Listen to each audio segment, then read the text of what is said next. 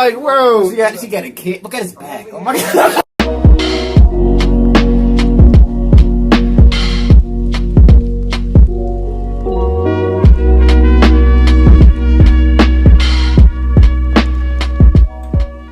What's up, and welcome back to another reaction. This is why the right and the left hate each other.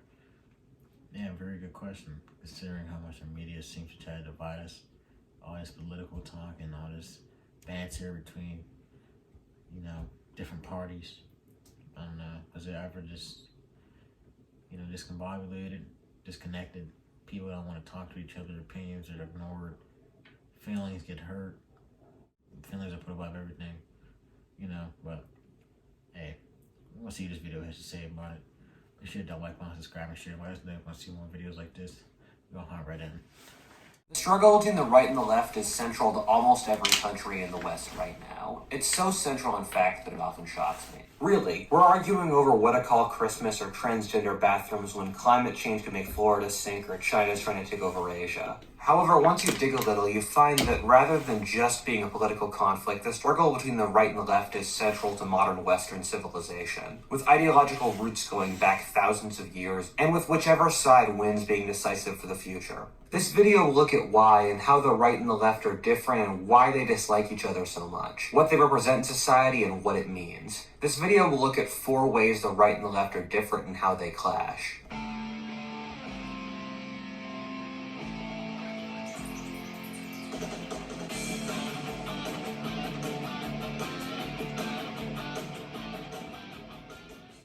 I've said it before on this channel plenty of times, and I'm going to say it again here, but our minds are inherently self-serving and irrational. We ignore information we don't like. Social media algorithms have figured out how to take advantage of this. They push us down rabbit holes that reinforce our beliefs about the world, which might feel good, but it's not good for us.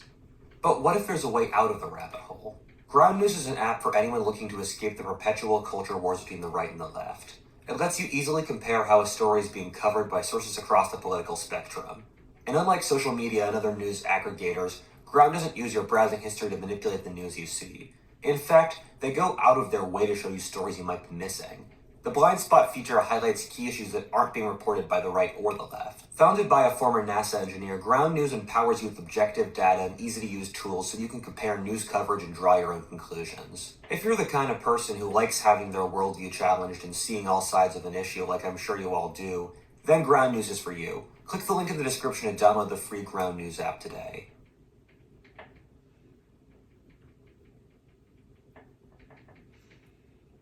The main determining factor here is that the right and the left care about fundamentally different values. Very smart social psychologist John Haidt did scientific studies that found that there are 6 fundamental human values that we all share. However, when looking at different political positions, he found that conservatives, libertarians, and progressives put extremely different emphases on these different values. For a summary, these values are harm, which says that hurting others is bad, fairness, or that people should reap what they sow, liberty, or that people shouldn't oppress their social inferiors, loyalty, which is self-explanatory, respect for authority, and purity, or that certain things are sacred and can't be violated. Progressives are extremely high in the value harm. This is why left-wingers will say, children are starving in Africa, how can we do nothing? Afterwards, progressives are interested in liberty or caring about if people are oppressed by unfair hierarchies, which is a lot of where their emphasis on helping oppressed groups comes from. Liberals also care a certain degree about fairness. However, after that, liberals don't care about any of the other values. Conservatives, however, are pretty well balancing all 6 values, with high emphasis on authority, loyalty, maintaining moral purity, harm, and liberty. Conservatives are more similar to the rest of history in the world. In non-Western societies, for example, people are higher in authority, loyalty, and purity. Progressives are more so the far extension of the West's greater emphasis on harm and liberty that started during the Middle Ages. Libertarians are interesting in that they, like progressives, are mostly focused on a handful of values and ignore the rest. But they're super strong in liberty and fairness, which is why libertarians want as little government as possible and are fine with prostitution, marijuana, and guns. An interesting thing is that the social justice wing of the left has picked up a new attribute, extremely high purity, in which saying the wrong words, misappropriating, and the like is treated as an attack on the sanctity of their movement. Something I want to make clear is that all of these values are fundamentally irrational, and each political position has rational arguments that can be used to justify it. We don't choose our politics based off rational decisions. They're given to us by a combination of genetics, upbringing, and a little bit of rationality on our part. It's entirely fine that morality is mostly irrational. Take, for example, that on a purely rational basis, consensual cannibalism or incest with good contraception is totally fine, but most of us would just say it can be disgusted by those. On an entirely rational basis, you could justify the Nazis, since if you start with the Darwinistic assumption that spreading your genes is the most important thing, and people of your ethnic group have similar genes to you, then wiping out other groups that gives your group and your family more breeding abilities and population potential, as most animals do, is entirely justified. The position that genociding people outside of your group is morally bad comes from a belief in the individual soul, and that human life is value in general, something which came out of traditional religions, and it's why you saw so much genocide in the ancient world. The Assyrians didn't care when they depopulated entire regions. Another way of viewing it is that your side's frame of logic might not be the other side's. For example, a progressive might think that a conservative's insistence upon national honor is inherently irrational, but in real terms, nations that appear weak in the world stage are attacked more since they look like they're easy pickings. For conservatives, the Vietnam War made total sense if America was seen to not be protecting its allies, then other American allies would be attacked, thus making the cost worthwhile. For progressives, it was a war of colonial oppression in a useless country that American boys would die in. I don't know if you can just be rampaging across countries nowadays. I mean, besides, like what Russia's doing in Ukraine, I mean, like within the nuclear powers, like there's no more conventional warfare. It's just the nukes that get thrown around at this point.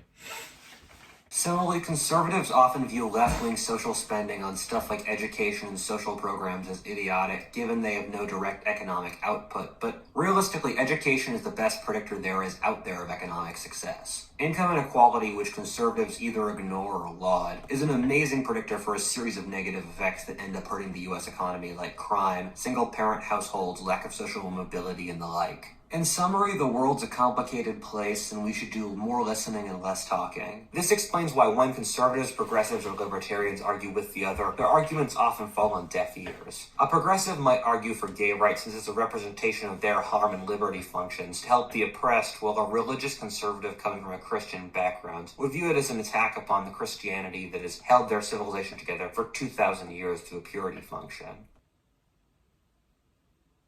The big thing you need to understand of the modern left-right binary is that it's a way of figuring out the trajectory of Western civilization in a post-Christian world. For 2,000 years, morality and ethics were relatively easy since one just referenced the Bible. The reason that the fight between the right and the left is so contentious is that at heart it's a religious war, and that both sides have what amounts to entire metaphysical views about how the world works and what the direction of Western civilization should be going forward. First of all, I'm using religion here to describe a comprehensive ideology that tells people how the world works, how they can be good people, creates a community of believers, and provides ceremonies. God doesn't have to be involved. Take Buddhism or Confucianism that are at heart atheist. Or look at communism, in which the certain dialectic of history acts exactly as a god would. Nazism, communism, Christianity, and the like all fulfill the exact same role inside our heads, and so I classify them as the same.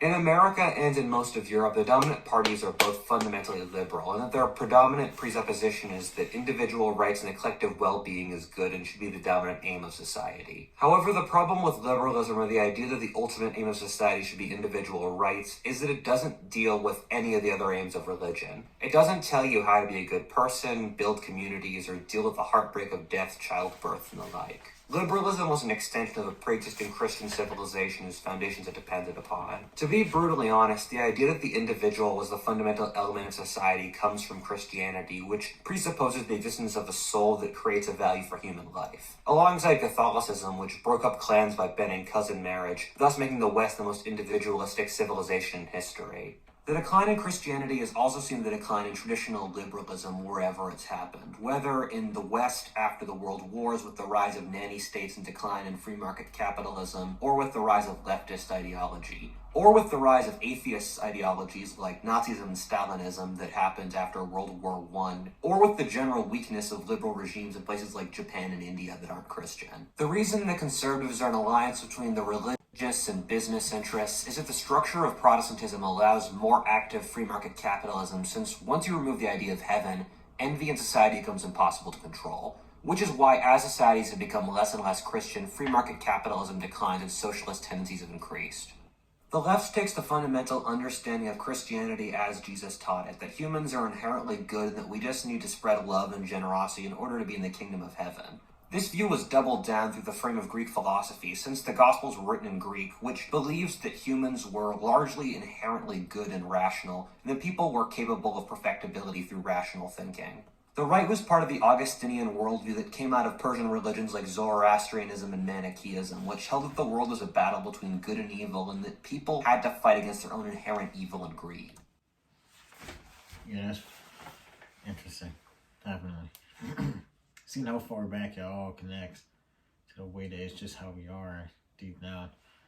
Secular, tribal, we tend to argue amongst ourselves. Now that we have this technology that makes it so much easier to do it amongst ourselves. Yeah, especially in a society where there's free speech and everyone has an opinion and they're able to express it now. Especially much faster now. Yes, stuff going viral, millions and billions of people seeing one thing,